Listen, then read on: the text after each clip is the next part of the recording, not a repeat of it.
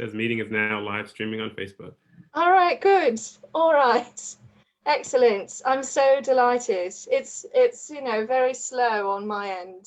But I'm so happy you're here tonight. Thank you. And I apologize for the slight delay here. Oh, on my end, things are really being very persnickety. Unfortunate. All right. So if anyone is here yet, thank you so much. I'd prefer to be going in this a bit smoother so I could give you a proper introduction without the delay. So thank you for your patience right now.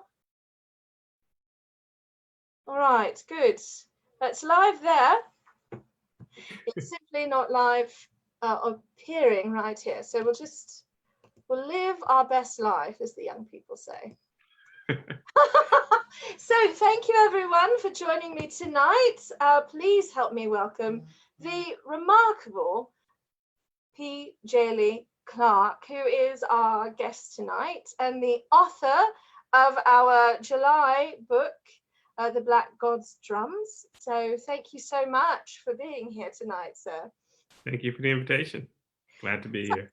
It's such a pleasure to meet you at last after having read you. And I see that we have quite a few guests here in the comments. So I will be sharing some questions from everyone as they come up.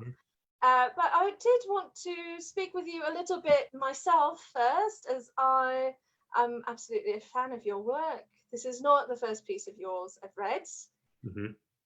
But I'm really quite in love with it. You do some tremendous world building, but you are also building a lot with actual history. Would you like to talk a little bit about what sort of inspired you to write this story and some of your process?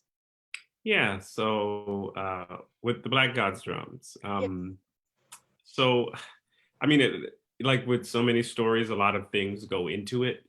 And so sometimes you're often working backwards, trying to figure out, what did inspire me to do this kind of story? And interestingly, so the Black God's Drums actually focuses on a young teenage girl by the name of Jacqueline, nicknamed Creeper. But the actual world building here, and the first story I wrote in this world, it's unpublished, was actually about the airship captain, Anne Marie. And so I had imagined telling this tale about an airship roaming the Atlantic world, right? And part of this is that I'm a historian of the Atlantic world. And so I thought, oh, wow, what if I had one, but they're in the air? And this way they get to visit these various places and various ports, and they have different adventures, almost like a Sinbad, but in the Atlantic, right? And in the skies. And that was how I imagined it. And I actually wrote a first story simply around Anne Marie. That story, you write a story, it goes to the abyss, or it sits in your computer for a long time. And after that, I wanted to return to the world. And I said, okay, well, if I want to return, I know what Anne Marie does. Do I want to do another story with her, going from place to place? Because that was the whole point. Her on her ship, the Midnight Robber, going from place to place. Or do I want to do something completely different? Maybe set in a port. And what port do I want to set in? Yada, yada, yada. It ended up being New Orleans for a lot of reasons. New Orleans has such a rich history. I myself grew up in Texas, and I am familiar with New Orleans. I've been there many times. That I-10 corridor from Texas to New Orleans. There was just so much richness there to play around with. And New Orleans as a port city, especially during the time period I'm talking about, the 19th century, if you go back to the 18th and 17th century, it was always so connected not only to the North American mainland, but also to the Caribbean, right? And also to the rest of the Atlantic and Latin America and so forth. So it's this place where you have all of these various cultures coming together, whether they do so voluntarily or they are forced together involuntarily. It's just this meeting spot. And it's one of the cities in America that actually feels like an ancient city. Absolutely. right? Like we have cities in America, but New Orleans, it going from being a French city, to Spanish and the English, and even the architecture of New Orleans, because it has so many different types of architecture and the Yes. tombstones above ground in some places. There's something about it that just has this ancient feel as a city. And so all of that went into why that was the place I wanted to set the city. And once I did, then it became Anne Marie was going to be a character, but I needed someone else as a guide. And I remember I simply started writing, and Jacqueline Creeper, she just appeared and she took over the story. She's a fantastic character. I loved her view of New Orleans, and I really adored the interplay between her and the captain. But I was very drawn in. I've been to New Orleans. It's a beautiful city. I've spent some time in Louisiana. It's an interesting place. Complicated, beautiful. Yeah. And so watching the city through her eyes was really delightful. And it gave this sense of this vaster world that you had around New Orleans. It wasn't merely a sort of sepia wash over the city. It really felt organically whole. So I loved that. And part of what you did for me that brought that to life was your use of language, not just your descriptive language, but the dialect that both the captain and Creeper, they each spoke different dialects. And I loved that. So would you speak a little bit about your use of dialect and how you use that to flesh out their characters? Yeah, I mean, again, I think it goes back to New Orleans being this port city that bridges so many parts of the Atlantic world. Anne Marie herself, my family background is from the West Indies, and so she's also from the Caribbean. And so her as a character would always, like in the original story, has her accent. She speaks a type of patois, and so I knew that I knew that she was going to speak that. And then again, growing up close to New Orleans, I knew so many people, family, friends, and others from the city, and they would sometimes even their English, even the way they speak the English in New Orleans is unique if you've heard it.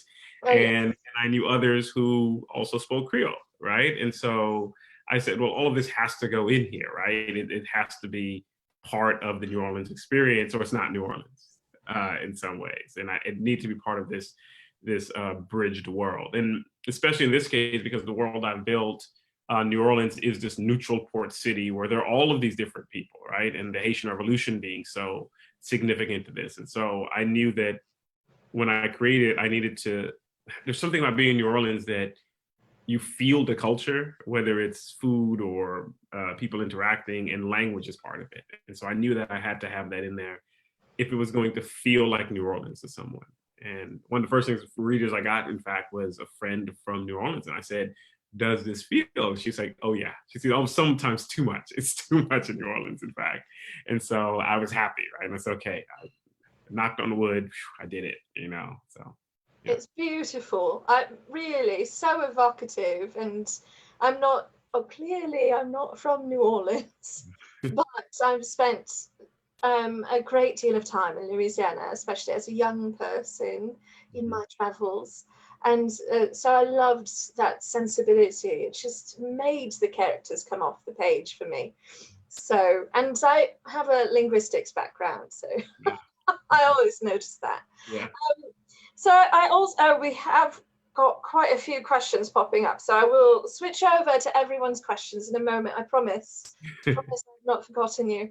But I wanted to ask you, how did you come into steampunk? Because you are setting, I hope I'm not too effusive, but you are setting a very high bar with your storytelling. And steampunk, it runs the gamut, right? From very pulpy to Nisi Shaw, who is writing gorgeous literary fiction. It's set in a sort of steampunk world. So you are setting a high bar, sort of Sherry Priest and that echelon. And you're also doing something very uniquely yours. It's not like anyone else's. So how did you sort of arrive at steampunk and then I suppose make it your own? Because it is very much yours, what you've written here. I hope that makes sense. No, it does. And I've been asked this before, and I've tried to think of it, and and there are ways that I always say, like, again, there are always these paths that you take. And so when I was growing up, for instance, I read Jules Verne's, and I read these kinds of things, and I read my 20,000 Leagues Under the Sea, and I watched the old movies. My father especially loved those old movies, and so I saw all the old films. Remember the film like Fantastic Island, I don't know, or Mysterious Island? Oh yes. Where they meet Nemo. Like, so I think I've seen that film 1,000, and I didn't know there was a word for some of that. I didn't even know the word steampunk at the time, right? And I had a friend, and we used to always laugh. We didn't know what the word was. So when we were kids, we'd say, that stuff with that Jules Verne's technology in it. That's what we called it. The Jules Verne's, where you'd see the gadgets and they'd be all out there. And so I remember in Back to the Future, right? There's the one with the locomotive turns into, I didn't have a term for it then. I said, oh yeah, it's a Jules Verne's technology. And so it was much later that I was introduced to the word, even though I had read Moorcock and other things, that I still wasn't thinking of it as an absolute genre. And, I think it was really more so coming online and kind of seeing these various communities. And they finally gave me a word and definitions and understanding. And then when I started reading those, I was like, oh, of course. And realized I've read a lot of this stuff, or I've seen a lot of it. And I didn't know, right, that I was doing so all this time. Right? Like Wild Wild West or something, like the old TV show. I mean, not the movie too, but the old TV show is what I remember, right? So, right. Yeah. And so I think that I think I thought it was funny because I said it was always there with me and I didn't know, right? And it was just that I finally got words for it, and I finally got to read some more modern writers, Sherry Priest and others, and I think a lot of that was influential when I thought of the larger story of having an airship with this Black West Indian woman captain who's piloting the skies. I said, oh, of course, why not? And so, yeah, I think that was my journey towards it. Yeah. Oh, that's lovely. No, and why not? I'm so glad that your answer was yes to do it, because it's a wonderful story. And something I like to remind people of when I'm presenting steampunk as a sort of introductory thing is it didn't just happen in England, right? The whole world. Yeah. You don't have to be limited. So I personally seek out stories that happen in the world and not just on this one tiny island in the Atlantic. Right. So I'm a bit biased. I have one final question, and then I'm going to delve into our comments. Sure. Is there any author or authors in the genre that you are particularly inspired by, or would recommend that people seek out and read? I think you said Nizzy Shaw's work. Her work, Everfair, was just, an amazing look at what you can do with the genre, where you can take it, I think, in directions that a lot of people haven't sat down and thought of, right? And the way she really lays it out, you can see it took when I was reading, I was like, this must have taken so much research.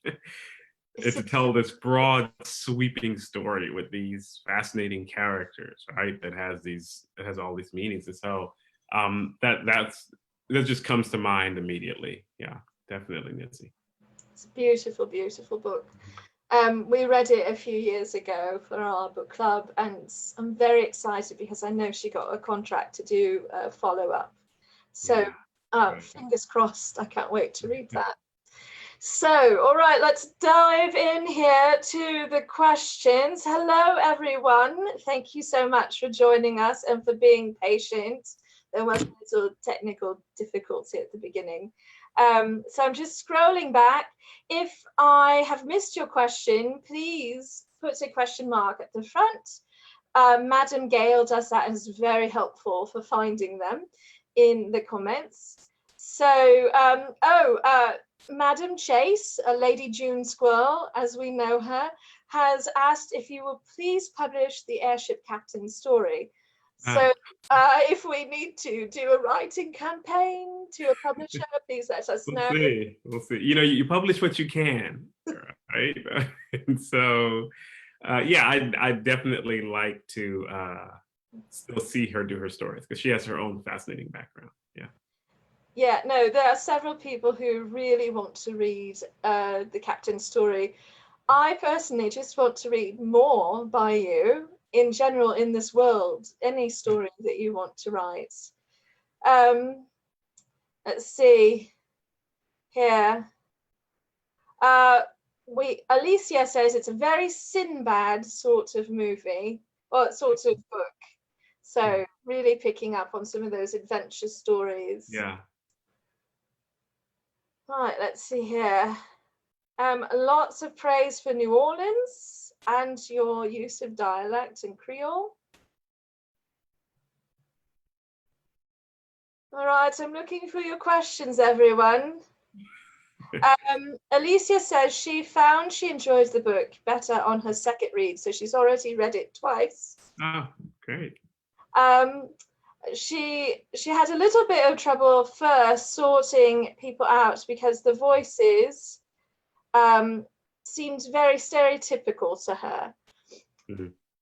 Do you think that that's a situation that occurs perhaps because you have familiarity with the area, and for someone coming from outside the area, they may not hear or pick up the subtle differences?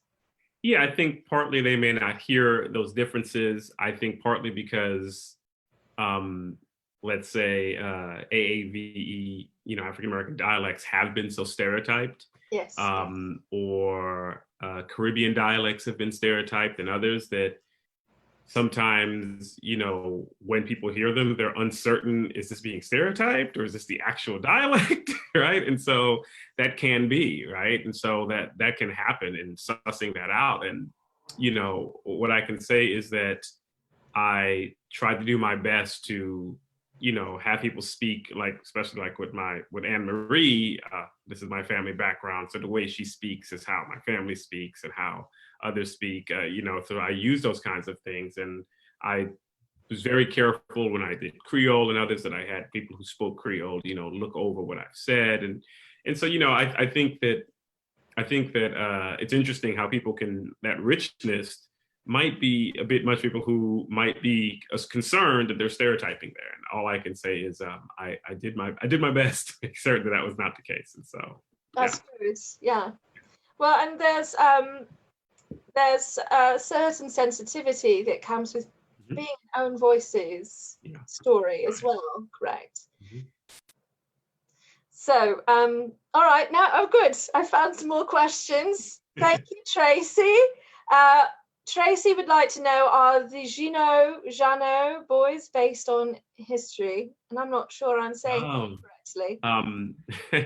Yeah, the rebels. The rebels. Yeah, the rebels. And I kind of based them on, again, pulling on different parts of history. Nothing exactly like them, but they're basically supposed to be disgruntled Confederate soldiers. And so I thought of, in our own history, the Civil War ends, disgruntled Confederate soldiers run out and create the Klan. So I kind of played around with that here. I mean, I pulled on some things. I think their flag is based on the Confederate Louisiana flag. And so I played on those kinds of things. But there wasn't an actual group like that I know of. But, but I picked on bits of history to create them, yeah.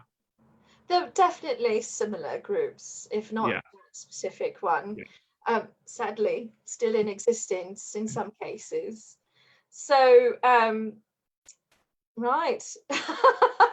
Now I will ask all of you, put question marks at the front of your questions, as if we're speaking Spanish right now.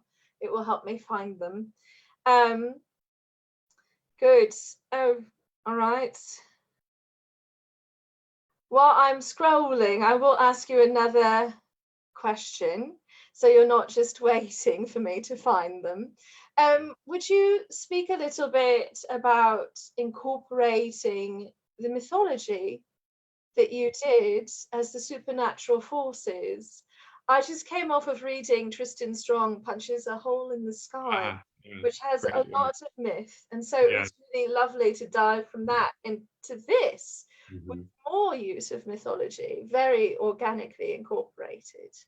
Right. And so, yeah, one of the things that anyone has noticed from my work that if I'm going to do steampunk, I'm like, why not a little magic, supernatural to go with it, right? Let's add it. Let's get into that. So with this, I definitely wanted to bring that element in, especially as I'm talking Haiti, I'm talking New Orleans, and speaking of stereotypes, there are a lot of stereotypes around voodoo and various religions, and so I wanted to bring it in a way that did not play on stereotypes, did not play on ideas of zombies and what have you, but that spoke of it from the religious sense, from religions that are still ongoing, that are still practiced in various parts of the world, including Haiti and New Orleans. And so I wanted to incorporate that again in a way that was respectful, but that was also dynamic, right? To show that you can bring these kinds of things into these steampunk worlds. And make them central to the story. And that ended up being, another central part of the story that Oh, yes. gods there. I mean, and when do the entrance of gods never help a story out? I felt I like don't see the story made worse by adding gods yet. and they're very interesting gods as well. I of course, being me, I've been drawn to start reading more about the mythology. It's not something I was very well informed about previously, so I'm happy to be learning more. Sarah Jean asks, where is the best place to buy a copy of your book? The best place, I mean, they're at most major booksellers, and so if you would like to get one online, you can get a hard copy at most major booksellers, or you can download one of those wonderful Kindle or what have you, electronic versions. Yeah. Yes. Oh, excellent. Right. Okay. Robin asks, are we going to get the shenanigans of Jacqueline and Ferrol at the convent school? Oh, who knows? That may be coming, right? That'd be This delightful. is, like I said, when I first started this, it was supposed to be Anne Marie's world, but I wasn't expecting their reception that the Black Gods draw. I'm very thankful, but I wasn't expecting it, and so nothing feeds a writer's muse more than praise.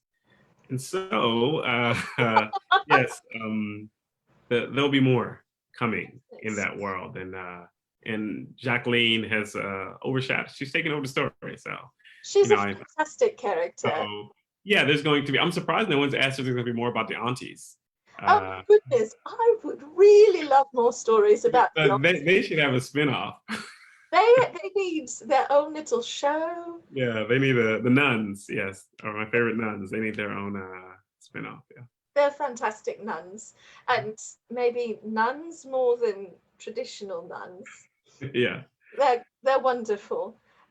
So Bill asks, can you please tell us a little bit about your upcoming novel, Ring Shout? Oh, ring shout. Yeah. So I got a picture of it here. Look at that. Ring shout. Oh my Yeah. goodness, that's lovely. That's beautiful. So ring shout, completely different world. Some people have asked me, is it the same? No, very different world. It's set in the 1920s, Prohibition era. It is set in the South.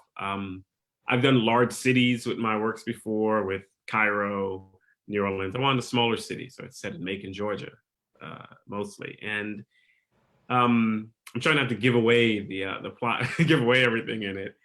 It's basically a story about the rise of the Second Clan after the film The Birth of a Nation. And in this rendition, there are supernatural cosmic horror type implications of the rise of this organization.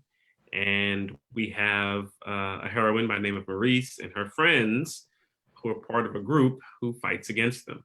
And yeah, hilarity and hijinks and ensue. Oh, delightful. Well, I suppose I'll just have to pre-order it. I'm sorry. I'll just keep reading you forever.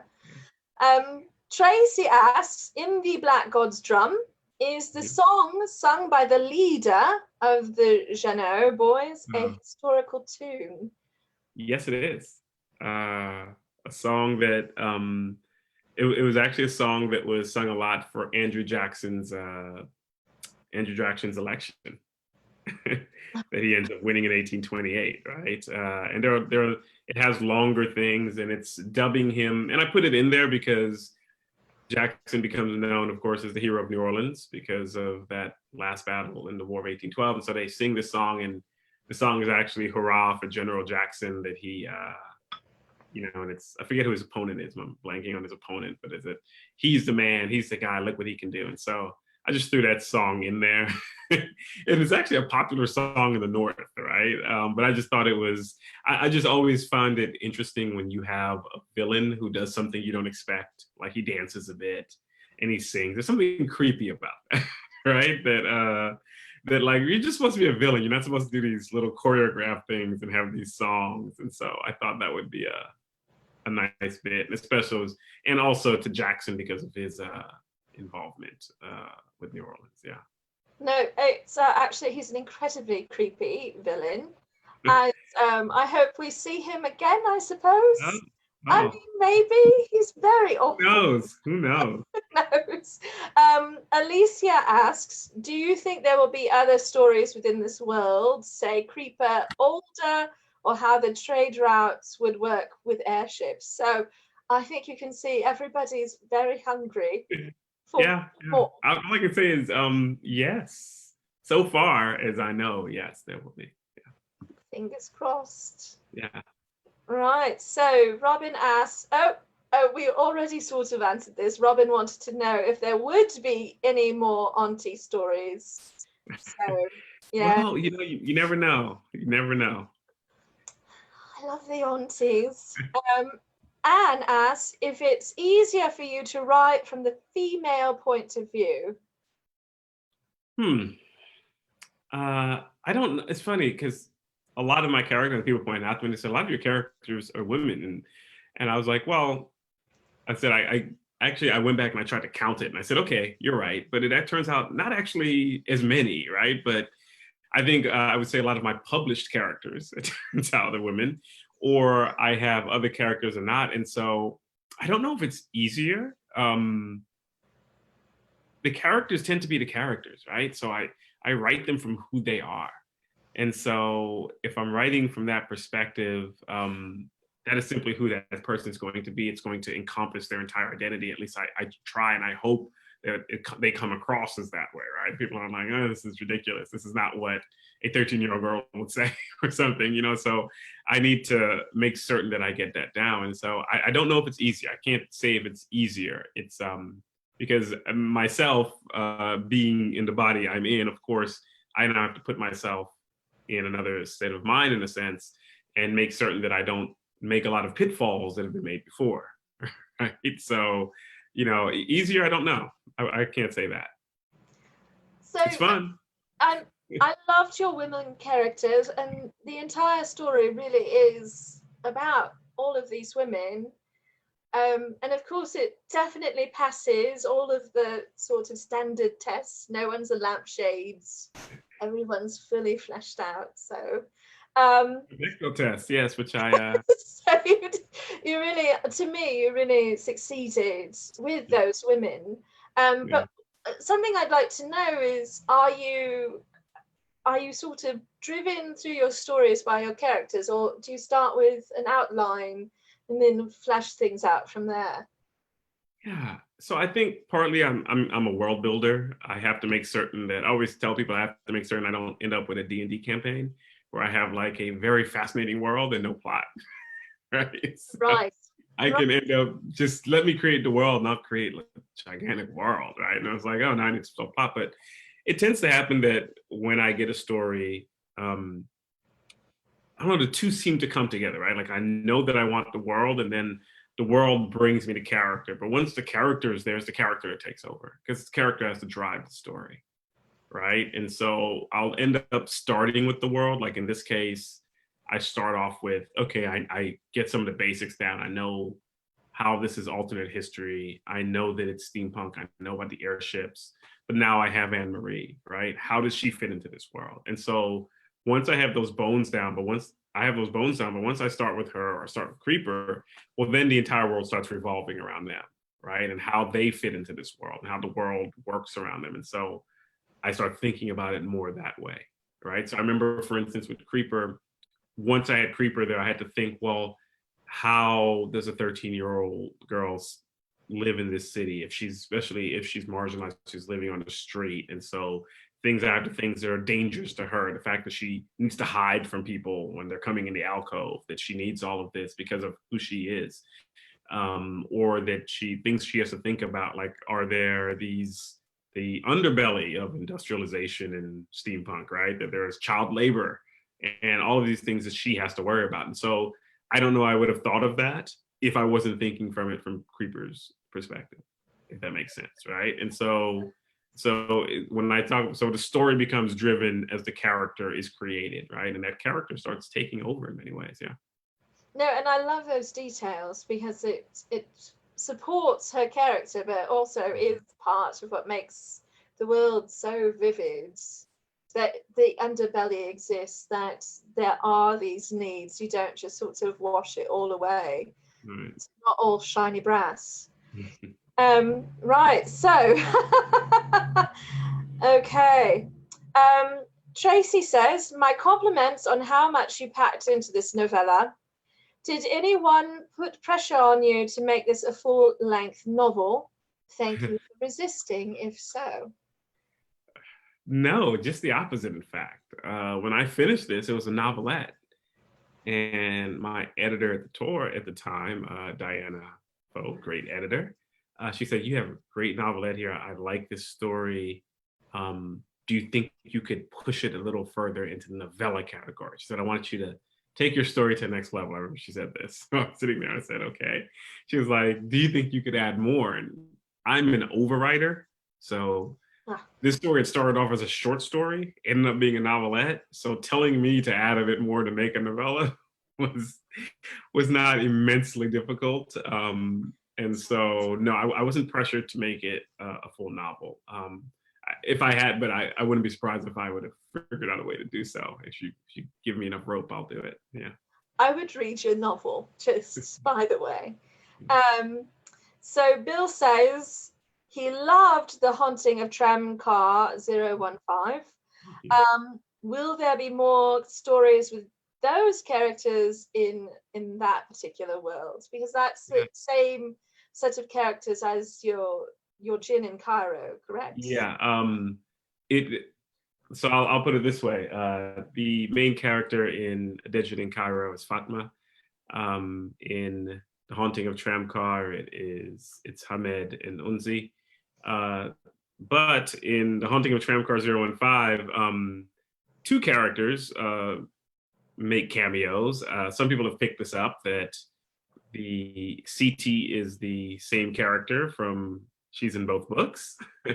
The rambunctious, never know what she's going to say character, and Fatma makes a cameo at the end of The Haunting of Tramcar 015.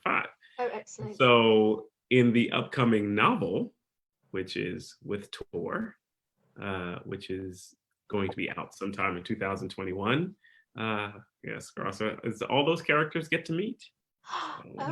Oh, fantastic. Oh, that's delightful. More to come. Yeah. Robin asks, or says, the villain kept flowing up in her head as the voodoo priest from Disney's The Princess and the Frog. Was that intentional or accidental? No, that was probably accidental. It's funny that guy always reminds me of the from one of the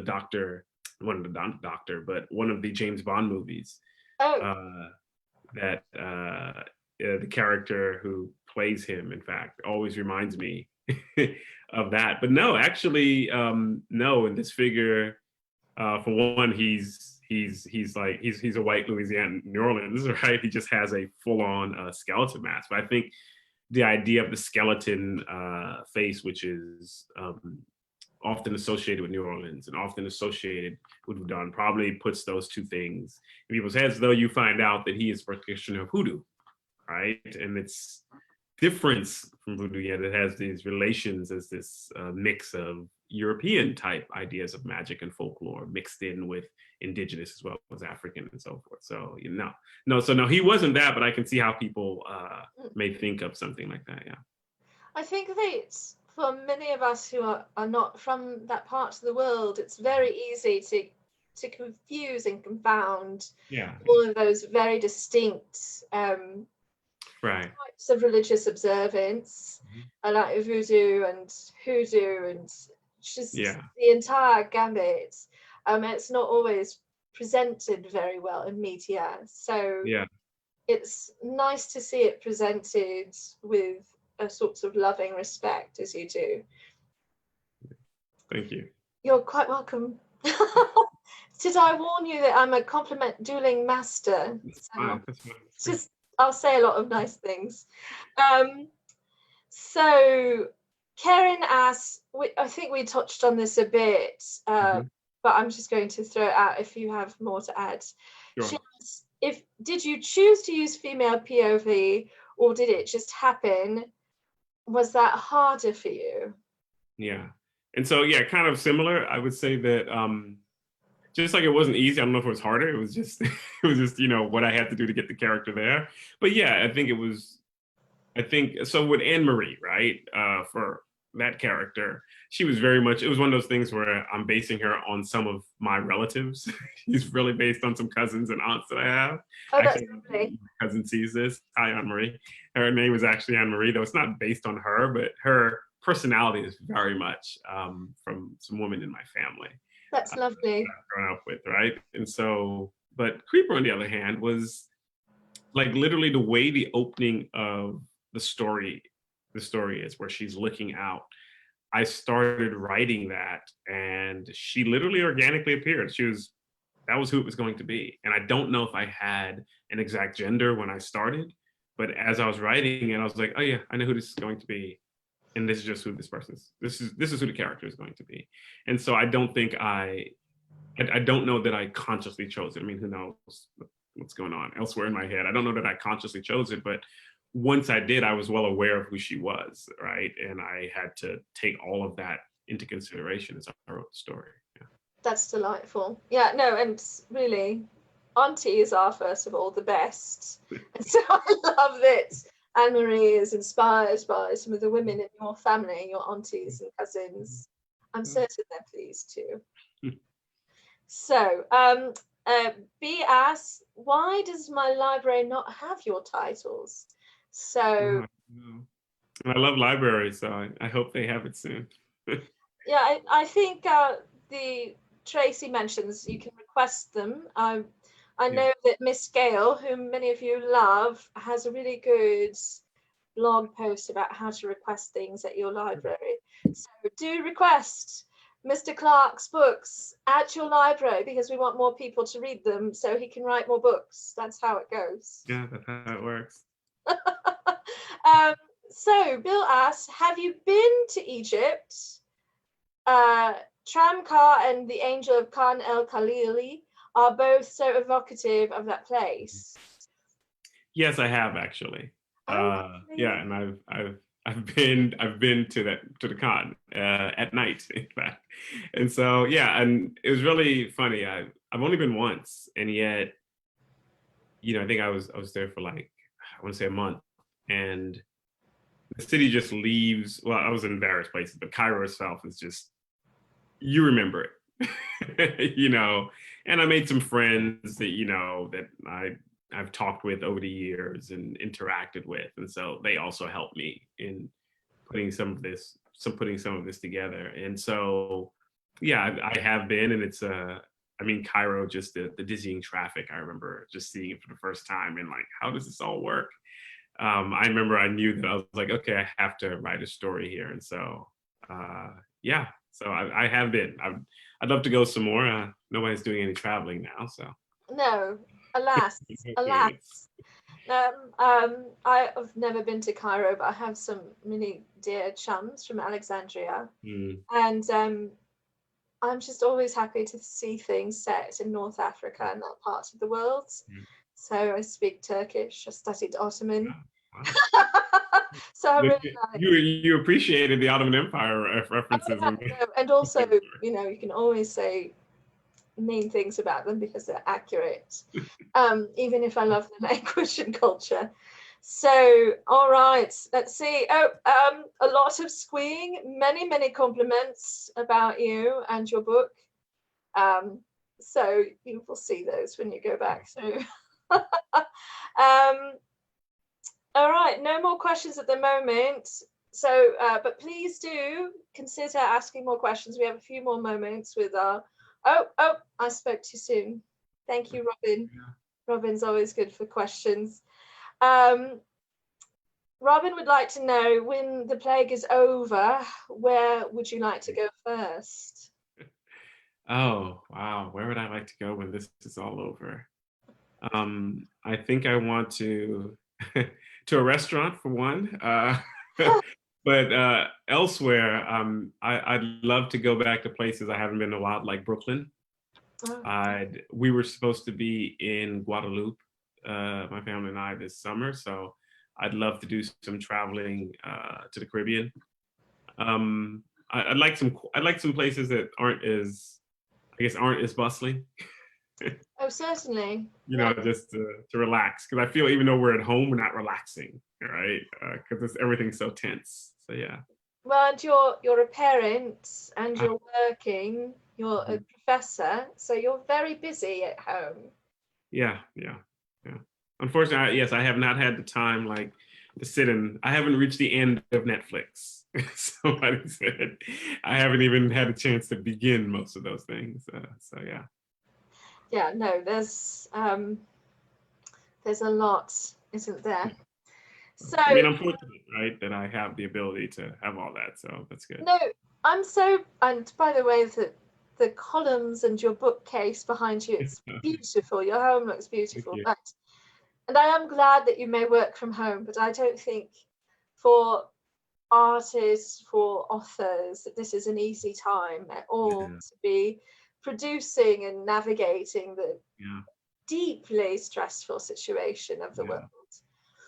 Yeah, it is difficult. And I think the only thing I can say is that sometimes, even if I'm writing about dark things, it can be an escape, just the going and writing. And that's not for everyone, right? Or sometimes it helps me work out some things that I'm going through. Maybe some of the things I write will never be published, and they're just for me to do. And, you know, and it's everybody's different. Some folks I know just like, I don't want to do that at all. I know that's helped me, you know, just zoning out and writing something in a completely secondary world that different timeline that's not this one. That is really nice, to escape this timeline and to hope for better things. Right. So I think not all steampunk can do this, and I personally feel that there's a bit of a fine line to walk between erasure and acknowledgement, but improvement on the past, if that makes sense. Yeah. And I really appreciate steampunk and alternative history that say this is a pivotal moment in history and it could have gone this other way. The world could have been really different. Right. Not necessarily perfect, but maybe better. A lot better. Maybe. So Tracy asks, if we took you for a meal in New Orleans, what would you order? Oh my goodness. You said what I was going to order? What would you order? Yeah, to eat in New Orleans. That's a hard choice. I remember this restaurant. There's this restaurant, I can't remember the name of it. I want onion rings because these onion rings are so tall that they come up to here. I'd probably want some kind of po' boy when I'm there, sandwich, and you would have to get me a slurricane, which is, yes, you know, it's really a hurricane, but we would joke when we were there in college. There was a song called, you might call them hurricanes, you call it slurricanes. It's tall drink. And you know why, because by the time you're done with it, You're done. slurring. Yeah, New Orleans is such an interesting place. I remember we would go there in college and we'd be like, you can get alcohol in the mall. I really liked the Fascinating drive-through place. daiquiris. The drive-through daiquiris. And they'd be like, don't drink that now. Of course not. You just gave me a daiquiri in my car. Yeah. With a straw. Amazing. It's a magical place. Its own magical place. Yeah. Louisiana is just, Yeah. it's so different from the rest of the United States. Yeah. It is. It's really a different place. Right. Oh, so I don't know. I'd have to have beignets. Everyone knows that's my weakness. Yeah, definitely have some beignets. Yeah, those are great. But I would take a short. If it was the right time of year, some king cake or something, right? So yeah, no, absolutely. So good. Bill asks, do you have a dream novel project, and what would be the setting and time period? Oh, wow, a dream novel.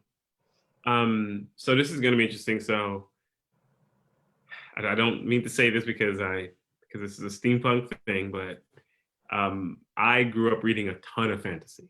I am a get me a doorstopper, secondary swords, and the book is this thick and I'm in it. People complain, those books are too long. I'm like, nope, that's what I need. I need to disappear down that world. And I want to, like Robert Jordan's Wheel of Time. I've reread those books over and over again. I reread those books so much that people are still amazed by this. I have not read the last one because I don't want it to end. I was just saying, because then it's done. And so the last one has been sitting there and I always go, okay, when I finish my PhD, I'll read it. Okay, no. When I get published, I'll read it. Okay, no. When I'm my first novel. And so it's sitting there, but I reread all the others all the time. And I kind of know what's going to happen. People have already told me, all the spoilers have been there. So I know how it ends. But so all this to say, my dream novel would be to write some kind of massive fantasy tome. And the way I tend to do fantasy doesn't mean it wouldn't have any clockwork in it either, because I don't see any reason why you can't have swords and clockwork machinery and magic in the same thing. Right? No reason at all. No reason. The Greeks it's fantasy. You can have talking dragons, you can have anything. Absolutely. So yeah, that would be my dream. I don't know the setting. But it would be, I would want it to be something, a world that's the world where I can play in fully, right? And I love alternate history, but you're within these boundaries. Absolutely. In certain ways, and you have to play within them, even if you can play and do fantastic. But it would be interesting to, be the god of that world where here's a blank canvas, go for it. Yeah. Oh my goodness. Well, as a deep lover of Tolkien, yeah. All right, something. All those big, murderous tomes. I hope that you do write this thing, because I will read it, pour over something you can perch by your door to keep it open. Yeah, no, that's what I want. I will never murder anyone with weapons. I could probably murder them with books, though. Some of these giant books, yeah. Some of them with that kind of stuff, yeah. So good. Right, so Robin asked, what is your favorite comfort read book? You sort of answered that with the Robert Jordan. Yeah, those are mine, yeah. Like if you talk like comfort, it's it. When I want to really just disappear and I want to read something, like I just go back and I read some Wheel of Time books. I will sit there and my wife will be like, you're reading that big book again. I'm like, yeah, I'm reading this giant book. And there are certain parts in there that I love getting to, even though I know they're coming because I've read it so many times. And so, yeah, those are my comfort. And then I recently discovered them on Audible, and they have some great narrators. And also helped me figure out how to pronounce so many of those names. Oh yeah, no. Aes Sedai. Oh, it's Aes Sedai. Got it. That's why I love when there's like a little guide in the back, a lexicon with like the IPA or something. I just know how to pronounce things. Right. At least a little bit close-ish. So Deborah asked, do you have specific hours set aside for writing or a writing schedule that you follow? I used to, and then I had twin girls. And I also, as an academic, have academic work. And so, during the long semesters, when I'm really teaching and everything else, and life is really busy, really the only times I can write are I might squeeze out an hour at night, like literally after everyone's gone to bed, like maybe at 10 o'clock, I'll get an hour before I get sleepy myself if my mind's in it. Or I do this ritual where on the weekend, I try to like do all the chores I have to do in the house, get the house clean. Like our house is like every week, like the house has to be completely clean. You have twins, so I try to get all of that done, the laundry, and I'm like, if we can get all of that done this 1 hour, and sometimes I get it, and sometimes I don't, but I try for that. And I think most of my writing really gets done in the summer. Like the Haunting of Tramcar 015, I was actually doing research in London at the National Archives. And when I was done with the day, I mean, after sitting and reading 19th century texts, 18th century texts for hours, I didn't want to read it anymore. So I would go home. I would go back to my where I was staying there in a hotel. I would go to a cafe or to a restaurant, and I would start writing. And so I literally wrote that whole thing, most of it, while I was there at night for several weeks. And so, I wish I had set hours at one point, but now it's when I can get it in. But when I do try to get it in, I try to make it count, right? I put the timer on. I have an hour, use that hour. That's lovely. Yeah, very important. But again, twins, your hands are very full. I had all these plans and then. I do have a question for you. As an academic, do you find that your creative work helps you keep your academic work fresh and helps you keep your teaching fresh? Because that's... I've often tried to separate them so often so that like my mind shuts off when I do one thing or the other. And I found that doesn't work. You still end up doing so. And so I would say sometimes, for instance, in my teaching, I don't bring my own work in there, but I find myself bringing speculative work into it. I remember teaching once. I remember when I would teach on World War I would have to show the scene from Lord of the Rings with the dead marshes and explain to them Tolkien and everything else. And so I would sometimes find ways to bring that kind of thing into my teaching, certainly. My writing's a little different, and it's something I've actually been thinking about lately because I have colleagues, and when I read their academic writing, it's like this beautiful prose, right? And they tell me like, you should do that, like bring your fictional writing into your academic and write similarly. And so it's something I've been experimenting with to see if that works, because my academic writing, it's not stale, but it's not, it's a different type of writing. It's different when you have footnotes. Right, it's a different register, right? Yeah, quotes. It's different, but I think there might be a way where, there might be a way to make that writing a bit more accessible, even though it's academic writing, because academic writing can be a little jargony and dry.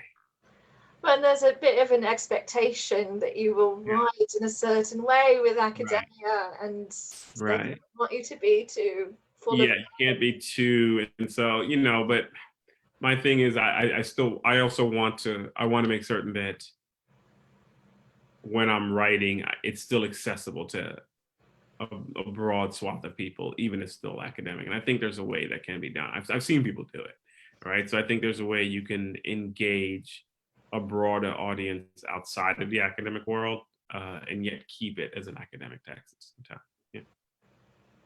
Lovely. Well, I think you're right too. Even though I like the door stoppers, I enjoy a good gripping academic read. So, right.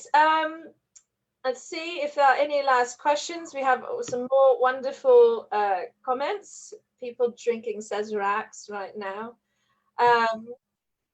So we've we've had some questions about plotting or versus pantsing, and you sort of talked about your process with that, and your twins are two, almost two, right? So Yeah, that's almost next week. Yeah. very good. Robin asks, where's your favorite place in London when you're there, if you have Yeah. one? Trying to think, and I mean, it's funny. I spent a lot of my time writing. I guess I was in Kensington, and when I was in Kensington, and I have family there, so they took me all over the place, and I barely know where I was. It was just come here, come here, come here. So I have a lot of family that take me places. So, but I was in Kensington, and so when I was in Kensington, it was great because there are all these restaurants and places, and I was just walking about and just wandering in and sitting down at my laptop for long periods of time and ordering Turkish food and what have you, and just writing away. So I did enjoy my time there. Right? That's so lovely. Along with all of the other places that, again, my family dragged me to. Back and forth. It's very nice to have family local, and I'm presuming your family is part of the Caribbean diaspora. Yeah. Mm-hmm. So very Been there for a very long time. Yeah. That's wonderful. Right. Oh, and now I'm hearing book ordered by several people who have great. just ordered. Oh, Bob asked a really good question, and this is one I'm very curious about as well. Mm-hmm. As honestly, I will admit, I researched your name in part, Djeli. I was very curious about the origin. So Bob would like to know, how did you choose your nom de plume? So Fenderson is actually my grandfather's first name on my father's side. And they're actually from a small island called Carriacou, which is off of Grenada. So it's actually part of Grenada, and it's a small island. And that's my first name, and my last was my mother's maiden name. So I took that from both sides of my family, and then Djeli is the word for West African storyteller, most likely people know it's a griot. Yeah. Griot, but Djeli fit better with it, yeah. But and I like that you personal bias will be showing here, but I know griot is an imposed colonial term from the French, so I really like that you went back to the West African language roots with that word. It's very meaningful to me as a linguist. And so then I went down a deep rabbit hole about the Djeli and all of the West African storytellers. Yeah. So beautiful. Right, so Karen asks, are you an assistant professor of history? Yes. And what is your favorite era? I guess the one I teach, which is mostly, I teach a lot of 18th and 19th century Atlantic, or what's known as the Black Atlantic, which looks at the various parts of the Atlantic world populated by people of African descent. Yeah. Excellent. And it's an area that's not frequently taught in the United States, so I think that's a really vibrant area of study. Yeah, looking at, instead of a nation state, how do all these various communities interact in many ways? How are they put together? Yeah. It's a critical area of study, in my opinion. So Karen also wants to know if there's a historical figure you wish you could have met. Historical figure I could have met.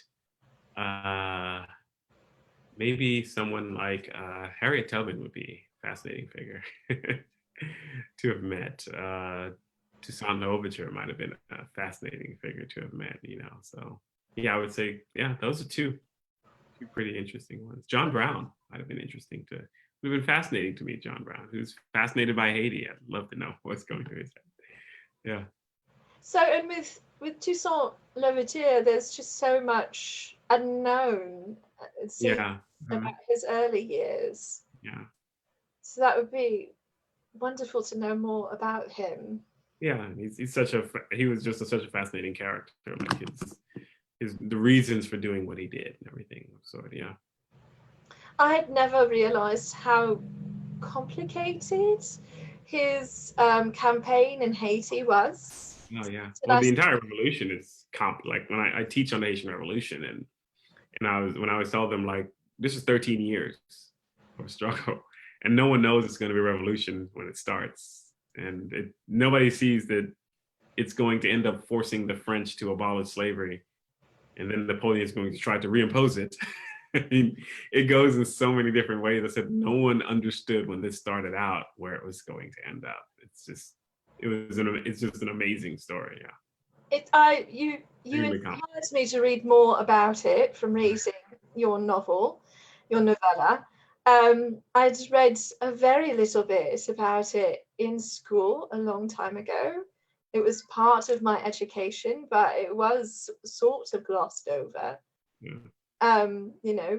There was a revolution in Haiti, and then Haiti was free, was sort of the story. So I loved getting to know more. Thank you for that.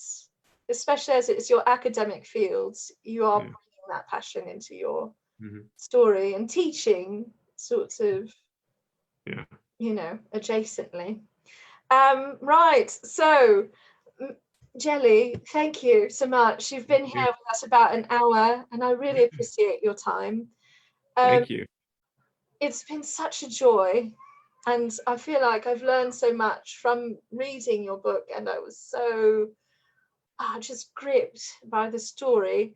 I do hope you will write more in this world. Is there anything you'd like to share before we wrap up?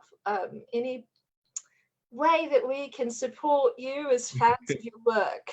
Yeah. All I can say is, again, thank you for having me on. Thank you for those of you who you've had some great questions. Sometimes these questions help me think about the characters. So sometimes I'm sitting here and I'm going to jot down some of the things that we've talked about actually. But thank you for your continued support of my work. I'm always humbled and surprised at times that, these things, that people actually reading things I wrote, like words that I wrote. So, it took me a while to develop as a writer. And so I'm glad that these stories I put out there are fascinating. And Bring Shout is out in October. So anybody interested in a new book, that will be it. Yeah. Lovely. So I know we can follow you on Twitter and that you do have a website. I do have a website. Mm-hmm. And I recommend everyone who's here today, please go out and review this book, leave a review on Goodreads or Amazon or any public place. Tell your friends about it. Tell them they need to read this book, okay? And all the other things. Also, oh goodness, we have some last comments. Robert says he can add that The Secret Lives of the Nine Negro Teeth of George Washington was an amazing, thought-provoking story. Thank you. Great title. And Lisa Hagar, who is a remarkable professor in her own right, says her college students loved reading this book. Oh, thank you. That's great. Thank you, everyone. Please do, again, reviews are so important. It is a thing we can do. Do ask your libraries to carry Mr. Clark's work. And Mr. Clark, Djeli, it was just a thrilling hour. Thank you very much. All right. All right. May we all be out of quarantine next year for Let's hope. And slurricanes. Let's hope. Let's all get through this. Everybody be healthy and well. Yeah. Yes, please remember, stay home if you can. If you can't, wear a mask, wash your hands, take care of yourselves and each other. It's very important. Wearing masks are very steampunk. Yeah, masks are the best. They're the best. All right. Good night, Mr. Clark. All right. Good night. Thank you. You were fantastic. Okay.